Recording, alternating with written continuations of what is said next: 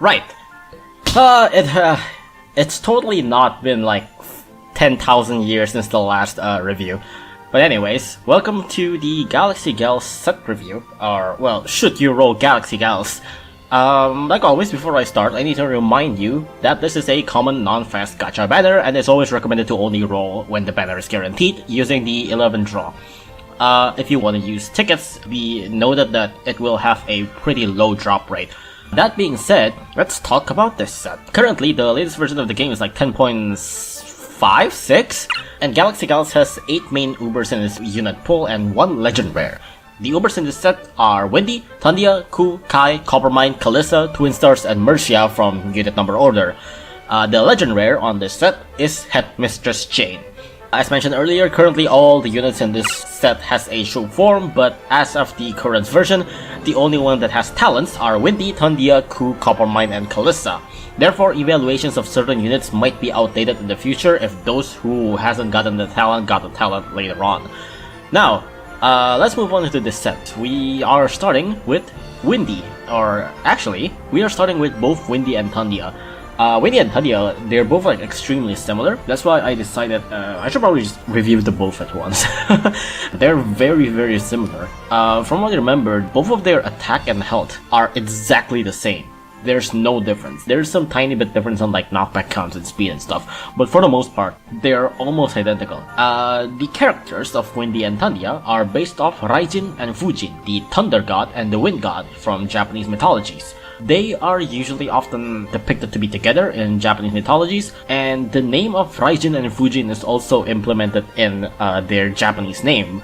In Japanese name, Windy's name is Fujin no Windy, I think, and Thundia is Raijin no Sandia, or Sandia no Raijin, I don't remember. They also have similar weapons as the Thunder and Wind God, and since they are also usually depicted together in Japanese mythology, and here in Battle Cats, Windy also has a connection with Thundia, which is that Windy's tail has like a plug, and Thundia's like tail has a socket. Probably has a little bit of a kinky undertone, but we don't judge here. But anyways, let's move on to the unit stats. Windy and Thundia are both units that has the ability of massive damage. For Windy, it's massive damage against floating, and for Thundia, it's massive damage against reds. They can be described as being somewhat similar like Grace Bahamut Cat. They are range area attack unit that has high damage and relatively slow attack rate, though that comes off with a huge damage per hit as well. Like I mentioned earlier, Thundia and Windy have the exact same health and damage, except that Thundia has a slightly better attack rate, which means also has a slightly better DPS, but Windy has better knockback count and range. It's like barely any difference though. Thundia stands at 440, Windy stands at 450. Both of them also has a extremely short cooldown, only at like 100 seconds. Usually other Ubers of similar calibers have like at least 120. Like 120 is usually like among the fast ones. Some Ubers have like 180 seconds cooldown, but Windy and Thundia have 100 seconds. It's extremely short for a unit like this. Comparing Windy and Thundia, Windy having anti-floating is usually considered to be a little bit on the unfortunate side, because, you know, floating enemies are not that relevant anymore due to the existence of camera and sound zone, or even things like Fishman. Despite that, Windy still very much destroys floating enemies, as you'd expect. Probably not something like Brawlos, but something like, you know, Bun Bun variants, Little Bun Buns, like I Am Face variants in general, and stuff like that.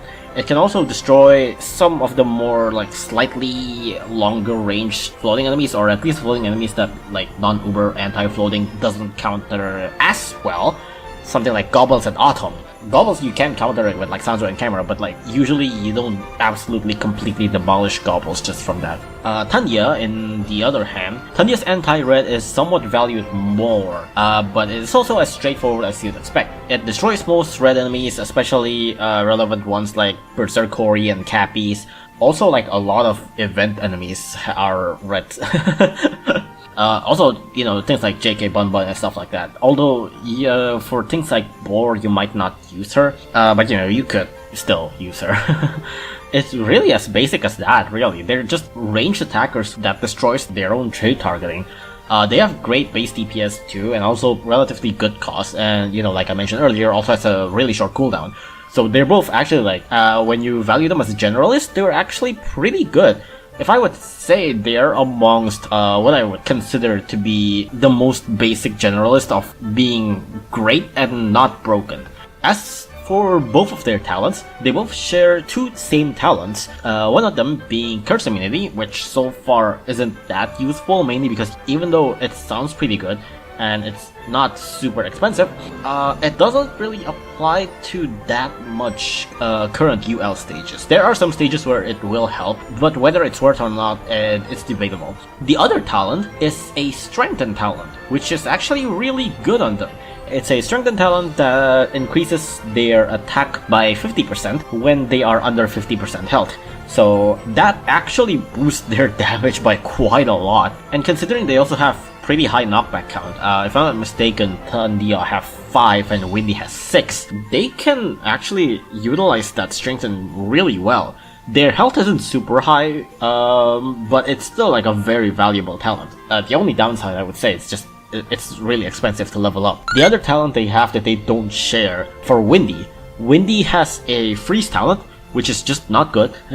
It's not good. It's not relevant. I'm not even gonna talk about it. It's just really bad. And for Thundia has a Wave Resistance, which is a 50% wave damage cut when you get the talent to max level. It's kind of expensive, but it's pretty good for something like Berserkori or Toucan when you can't fully rely on Octo sometimes. Again, also debatable on whether it's worth or not. It's good, but it's not super good. It's just good. Overall, these two units, they're great generalist. Very basic, I would say, but also very good. Not broken, just great generalist. Has good ability, has good cooldown, has respectable survivability. Overall, just, I would say, a staple good unit. Very solid, basically. Very solid. That's really about it. They're super simple. Now, let's move on to the next unit, which is Ku, or Divine Ku in true form. You might know her, because she's my favorite. This character is based off Sun Wukong, or the Monkey King from Journey to the West. In Japanese, Sun Wukong, or the Monkey King, is called Son Goku. The same Dragon Ball Goku. And therefore, her name is, Goku. Design-wise also has similarity with the Monkey King, most notably her giant staff, which is also the Monkey King's signature weapon. They also ride a cloud, and she also has a golden crown in her head, which from this Monkey King story is used by the main character to control the Monkey King. The crown will zap the Monkey King whenever the monk wishes to, so it will stop the Monkey King from doing mischievous things. If you put it on Ku, it's kind of kinky, but again, we don't judge here. Let's move on to the unit. Ku is a somewhat mid-long range unit. It's a damager that has similar range with Dragon Cat. Its range is not really high, and she has the ability of strong against red and black enemies, and has a natural immunity against weaken. She has a pretty respectable health, and her damage per hit is really good. However, her attack rate is really bad. Her attack rate being really bad also means her DPS is also not good. Her DPS is just not even that great. Especially on her range she's standing on, it's not that great. Her DPS is not really high, so if she misses, it's a big deal. If she misses, you are losing a huge amount of potential damage. From my personal experience, it's not that her attack animation is long. Her attack animation is actually pretty short, all things considered. It's that her range is just really bad. There's mainly two problems for Ku. One is her range, the other is her attack rate. Her attack startup, in my opinion, is not a problem. It's mostly just her attack rate and her standing range. Another problem that she has is that even though she's a unit with the strong against ability, she doesn't really tank that well, mainly because she has 5 knockback counts. So if you want to use her against something like Professor A or something, if you don't boost her high enough, or maybe if you don't use certain combos, she couldn't land a hit. because she has too much knockback counts. Other than that though, even though so far I've been talking shit about Ku, she actually has like very notable usages. Two of her most notable usages. One of them being Hanya. Hanya has a natural weaken, and Ku has weaken immunity. Ku having weaken immunity means that she will deal insane amount of damage against Hanya. Hanya has naturally low health. The thing that makes Hanya feels like it takes forever to kill Hanya is because Hanya has a weaken, and Ku bypasses that. Ku's long attack rate actually is like relatively good here too, because it deals with the auras really well. If you want to use Ku against Hanya, I would highly recommend to use her if you want to kill the auras, not to use her when you have like a clear shot against Hanya. I actually think it's better if you use her against the auras, and it's also because auras has a lot of knockbacks, and if you knock auras back and then Ku moves forward and then Ku gets hit by Hanya, she only takes half damage, so she actually survives pretty well in the stage against the auras. The other notable usage she has is against Queen Mother V, which has a Professor A as the main threat. Even though I mentioned earlier that, she's not super reliable against tanking something like Professor A, if you do have her at a high enough level and maybe you give her like a strong combo or something, if she can land a hit, it's super devastating. If she lands like 2 hits, it's over. If she lands like 2 hits on Professor A, the stage is pretty much over. You pretty much win. It's super good for those 2 stages, and those 2 stages are sometimes considered to be troublesome for certain people who doesn't have certain Ubers. So if you don't have certain broken Ubers that are recommended for this stage, but you have Ku, actually really consider investing on Ku. Other than those 2 advent stages, she's also relatively good against enemies that you might want to half tank, half outrange. One of the most common example would be Berserkori. With Ku, you can tank the wave and also deal quite a lot of damage against Berserkori, so it would be great against stages for like Ogre Island. But so far I've been pretty much also talking only about her anti-red, mainly because her anti-black is absolute garbage. Like I mentioned earlier, very long attack rate, and black's having extremely high knockback count, meaning that she actually misses a decent amount of times, and if she does, it's just not good. There might be some other usages in the future, but so far her best usage against black enemies would be like against Dark Aura, and one of the most notable stage that you use Ku against Dark Aura on is probably like Primitive Souls, maybe. But even then, it's still it's just eh. Speaking of Primitive Souls, one of her main talents is Curse Immunity, also against same like Windy and Thundia, but that has the same problem of not being really that relevant. Maybe if you want to use her on Primitive Soul, maybe you want to test her out, but chances are you got better units for it. The other talent is Wave Resistance. Wave Resistance, again, also like Thundia, cutting down wave damage by half at max level. If you have it maxed and you use it against something like Toucan and Berserkori, it would cut a lot of damage because she also has a natural strong against them.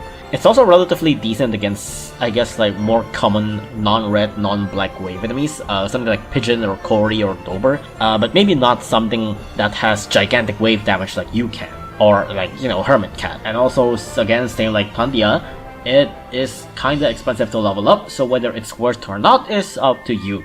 The last talent she has is a Weaken talent, and this talent brings me pain and agony because this talent is absolute garbage. It's like almost worse than Windy's Freeze. Actually, that might be debatable. The Weaken talent is like a 40% chance, if I'm not mistaken, to weaken for like 4 seconds.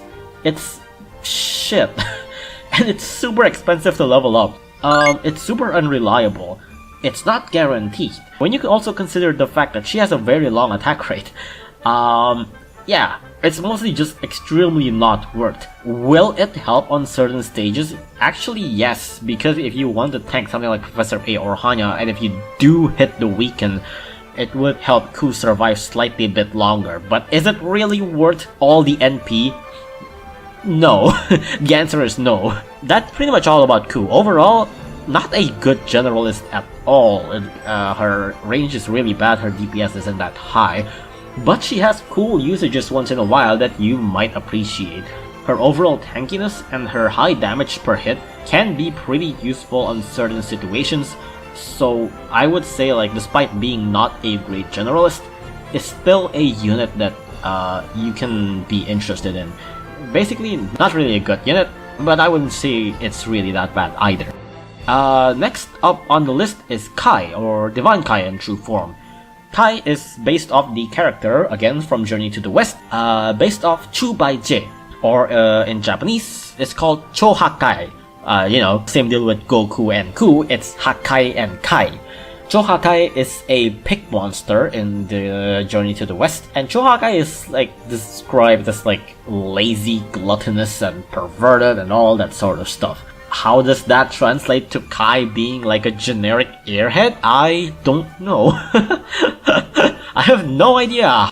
Kai is a tanker that resists floating enemies. She also has a natural knockback immunity, and stats that I would say come out from pretty much what you'd expect from a generic tank. She has low range, high damage output, of course high health, and good speed and good cooldown. She also has a survive lethal ability for some reason that almost never does anything. But I would say what makes her super solid is her knockback ability, as I mentioned earlier. I don't need to tell you that she's great when you want to tank floating enemies, but outside from floating enemies, she's actually also really good. Her health is really high, her damage is really high, her speed is really good. That knockback immunity comes in really handy. On stages that tries to knock you back, Kai just stands there. Put her on floor 49 or something like that. The Elder Slot does not phase her at all. The Moles does not phase her at all. It's really good for stages that tries to push you with knockbacks. But as you'd also expect from a generic tanker, she's not great when used on non-tanking stages. On stages maybe against Auros or something like that. Obviously, don't use her. She's great for stages like Wawa, Purgishnot, and Megamoot, mainly because of her knockback immunity going in pretty well. I honestly don't really have much else to say about Kai. She's just what I would say as a very stable tanker. This is the definition of a good tanker. I would say she has no infuriating drawbacks. In fact, I would say her only drawback is that she could be more busted. That's it.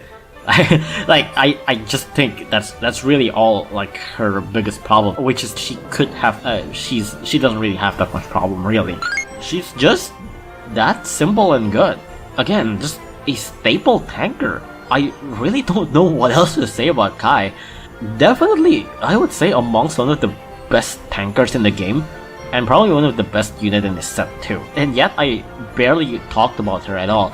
She currently doesn't have talents too, which means that she could receive maybe more status immunities in the future, which could help her more against enemies maybe Gobble and stuff like that if she have toxic immunity. But yeah, so far she's still really solid, and yet such a simple unit. That's really all about Kai. Let's move on to the next unit, Coppermine, or Divine Coppermine in true form. She is based off Sha Wujing, from also Journey to the West. The character she's based off doesn't actually have the name Coppermine in their name, but this character is usually depicted as a monster, and sometimes depicted as a kappa, and therefore, her name in Japanese, it's Coppermine, kappa. She also wields the same weapon as Sha Wujing, which is the Treasure Cane, and this Treasure Cane is also mentioned in the Japanese version in her name, which is Treasure Cane Coppermine. Now Coppermine, she is a ranged support that freezes floating with a 75% chance of success.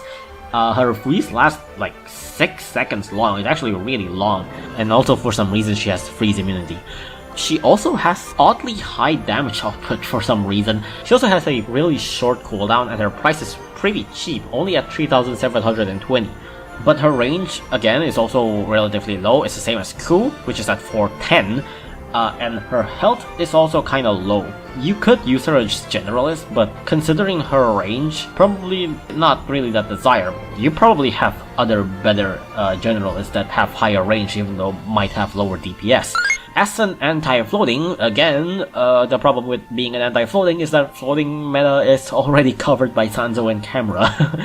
Especially being a support unit, which is something that Sanzo already does extremely well. She has most of her niche covered up. Of course, there are higher range floating enemies, things like Corrupted Valkyrie or Raging Bahamut, or again something like Gobbles, she can still be a supportive value. She can't outrange Autumn unfortunately, but you know. Her attack startup is also kinda long, but all things considered, her freeze is still extremely good because it lasts like forever.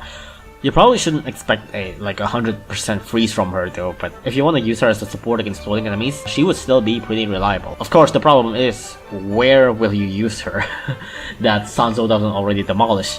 Her talent so far, I would say the only relevant talent that she has is a cost down talent, which at max level cuts down 750 cost from her, which in total, if you have it maxed out, her cost is only 2,970. Yeah, that's extremely cheap, but of course, you know, again, whether it's worth or not to use on a unit like Coppermine is up to you. Overall, Coppermine, pretty straightforward support, which again, unfortunately comes off being an anti-floating, but other than that, you know, if you have her, you can still use her.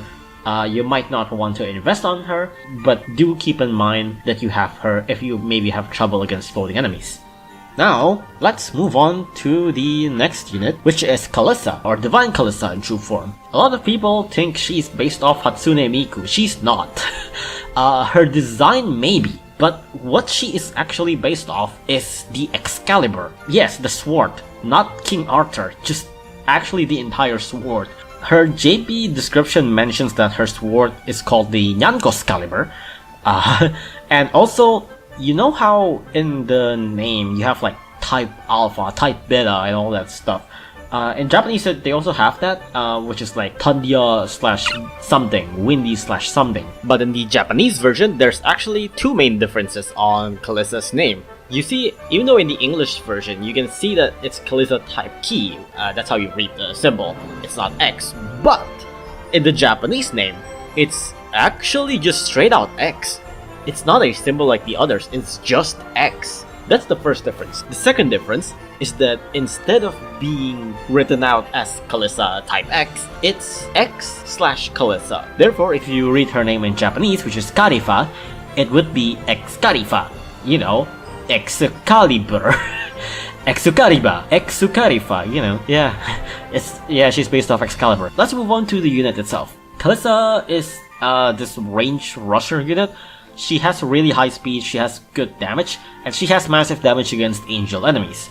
She also has pretty good cooldown, but her range is pretty medium range, and her health is just okay. Despite that though, she's a very prominent rusher unit, being both a rusher and a range attacker. She actually has a good amount of usages. Although her base damage output is already pretty good, if you use her on the field, you'll find out that her damage output is actually more than what is usually listed in stats page. Mainly because her attack animation is full backswing, which means that if she gets interrupted in the middle of her backswing, she gets to attack again. Of course, you might say, but what if she like dies fast? Well, you can also spawn her like every single minute. She also has massive damage against angel enemies, so with that high damage output being multiplied against angel enemies, she is extremely good against something like Angelic Gory or Angelic Hippo or something like that, or slightly lower angel boss enemies like Borophim or Saint Dober. That being said, she's not that great against something at a slightly higher range like Chick-fil-A or Sleipnir though. If you have her at like a high enough level, you could get her to tank Sleipnir, but you need a pretty high level for that. You can also time her against Chick-fil-A, but again, not fully reliable. Just usable. Don't expect her to destroy these two enemies. Despite that, even though she has high speed and great damage against angel enemies, she's not actually that great if you try to use her against Clionel. Mainly because every time you knock Angel Clionel back, Kalisa just stands there, and she doesn't move inside Clionel's blind spot. So Clionel usually just kills Kalisa after getting knocked back once or twice, but despite that, in the stage itself, Kalisa can still be used pretty well. Being a ranged rusher, she can also be used outside of angel enemies. Enemies she outranges things like H-Na or Aros, or maybe like strong peons like Little Bonbons or like Star Alien peons. You can still use her, and she would work pretty well. Her talents so far, she has curse immunity like the other Galaxy Gals, which again, doesn't really come into usage that much. But actually I think Angel and Relic appears like much more than like red or black with relics. So I would say this is probably one of the more worth it curse immunity. The other two talent is to slow angel enemies, which I personally don't think is that great. And the other is speed boost, which is kind of a double edge for Kalisa, because she would have more problems like, dealing against something like Winged Piggy, but also would let her like rush into things or like rush into like LD blind spots better. So whether that's worth or not, that's up to you. Overall, Kalisa is basically just a pretty powerful rusher. I would consider Kalisa to be one of the best unit in this set, and like just her overall stats as a ranged rusher is just great. Like I don't really have that much problems with her. Now, the next unit in this list is Twinstars, or Divine Twinstars in true form. According to their description, their names are Cici and Coma. Cici is the one with the mouth open, and Coma is the one with the mouth closed. They are based off the Aun pairing, also known as Om or Aum outside of Japan. That's what the letters in the mechanical pause say. One is A, one is Un. They are based off like a statue pairing of one being having an open mouth and the other being having a closed mouth. The one with A, open, Un, it's closed. Exactly like how Twinstars' mouths are. One is always having an open mouth, the other always having a closed mouth. Back then, this pairing is often represented by a pairing of a dog and a lion. The lion, or Shishi, is the one that has the mouth open, and the guard dog, or Koma Inu, is the one that have the mouth closed. Therefore, Cici is the one that has the mouth open, and Koma is the one that has the mouth closed. Now, Twinstars. Twinstars is a somewhat similar unit with Kalisa, which is a mid-ranger with a good damage output, high speed, some decent knockback count, low price, and low cooldown. The big difference is that if Kalisa dealing a high damage per hit, Twinstars divides their attacks into a 3-hit multi-hit. Twinstars also has a massive damage ability, but it is against aliens and blacks. Damage-wise, Twinstars' DPS isn't actually as high as Kalisa, but it's still pretty high all things considered. Her constant attacks makes her work pretty well against like rushes of peons, since it would constantly repel and knock peons' enemies back. Though, depending on the stage, this might not be a good thing. Twinstars having what basically is a constant barrage of attacks means that her missing like a couple of shots doesn't really matter for her.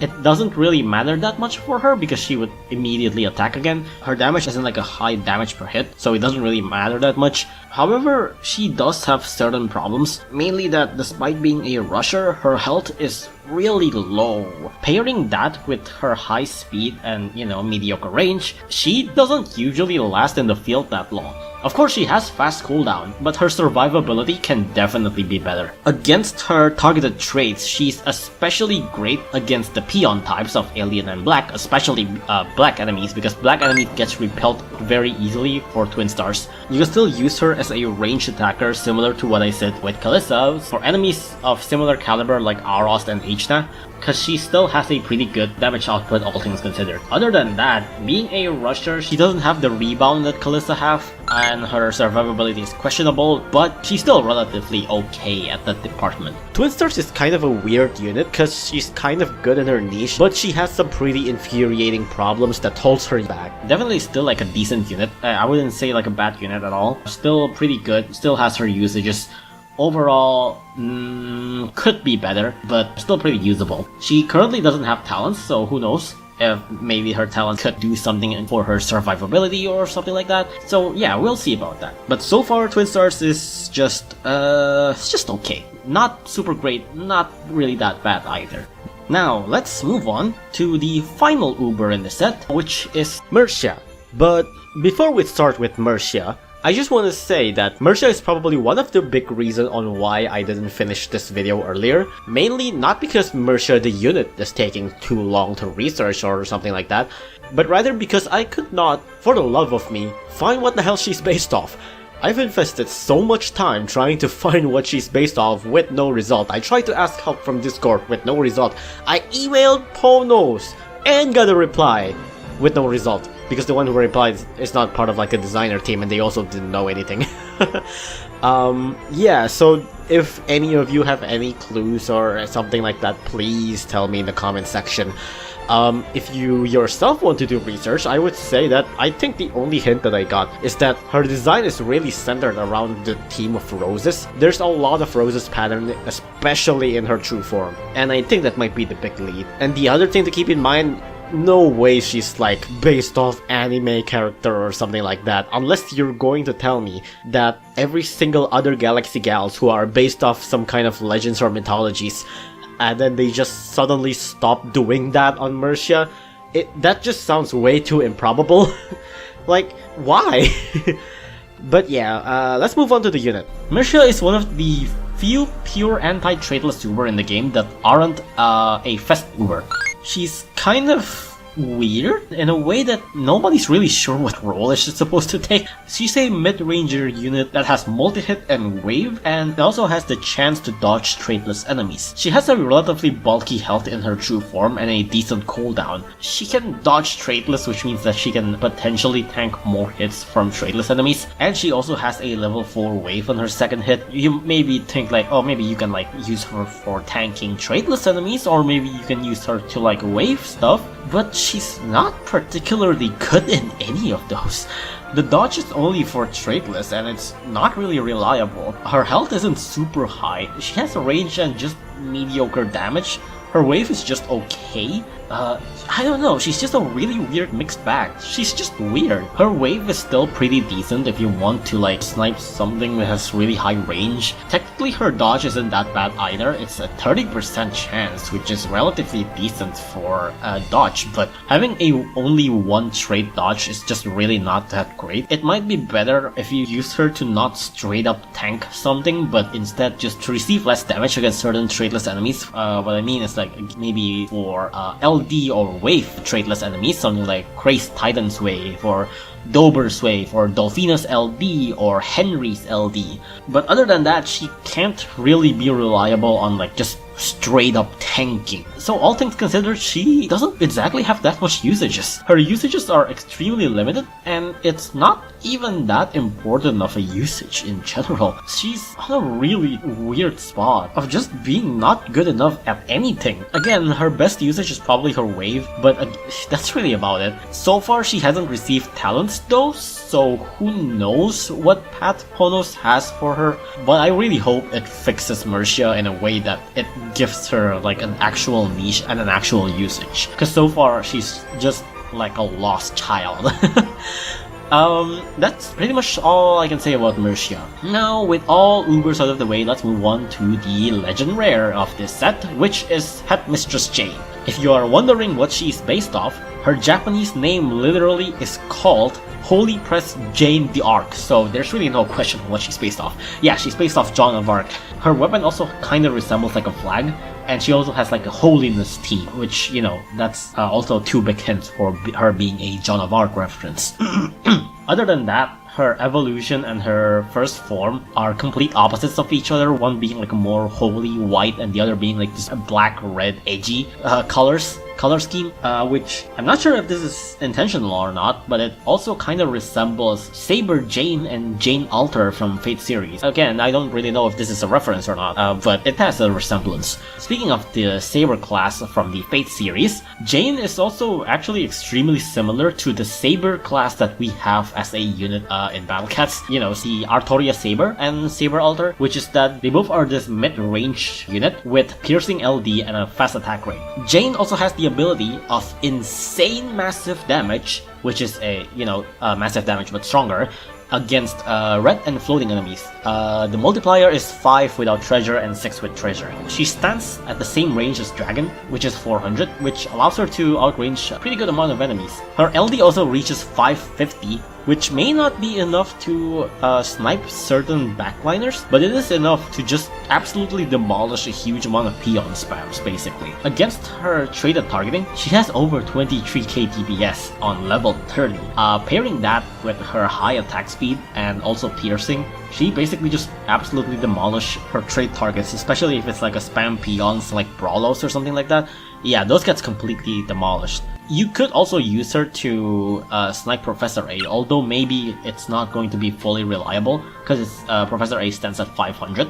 But you can still use her for that. If she does hit Professor A, yeah, that's going to do extremely high damage to Professor 8. If you want to use her for outside of her trait targeting, she is actually still pretty good. Her base DPS may not be insanely high, but having a piercing range and high attack speed is still a really good niche that is going to be like pretty useful for a lot of stages. It's pretty desirable because you can use it to sweep peons and also to potentially partially snipe enemies using her LD, and also with her good speed she can also enter LD enemies blind spot. She's also particularly good against like mid-ranger enemies again, like Arost, Amos and all that stuff, because if there are peons in front of them you can still hit the enemies using Jeanne. Overall, Jeanne is just all-around great unit, really. If you know the Saber unit well, this is basically similar to that. Maybe a little bit lower damage, but higher range and all that stuff. Very much still a desirable unit to have, I would say. Very strong against her trait targeting, and outside of that is still a very solid unit in general. Basically just a really good but not super broken unit. She covers a very good niche and also works pretty well at it. That's pretty much all for the Galaxy Gal set review, really. This is a set filled with many somewhat generic and simple units, yet it's actually a pretty good set. Maybe not exactly one of the more broken sets, but definitely a set that I would say I can still recommend. It is a pretty safe set to roll on, but if you want a like super broken set, maybe this isn't it. But if you really badly want like any Ubers that is just not bad, then yeah, I would definitely recommend Galaxy Gals. It's definitely a recommendable set. Not a broken set, not a super powerful OP set, but it's a good and competent set basically. Even the ones that are considered to be amongst the worst ones are still at least usable in certain situations, or may not have talents yet, so again, who knows. That's pretty much all about Galaxy Gals. I mentioned previously in Dragon Emperors that this set is basically just Dragon Emperors but better, and maybe after this you might know why why I said that. But yeah, this set is just a good set without super infuriating problems. That is all for today. Hopefully this helps you or something like that, or maybe you don't really care about this set and you just want the big anime titty girls, which in that case I appreciate that. I'm pretty sure this is actually like the first set that I ever roll on my Battle Cats history ever. Thundia is my first uber rare, I still remember that. But yeah, I hope this helps. Maybe if this doesn't help, then I hope this is at least entertaining. That's pretty much it for today. Thank you for watching, and hopefully you don't have to wait like half a year for the next set review. See ya!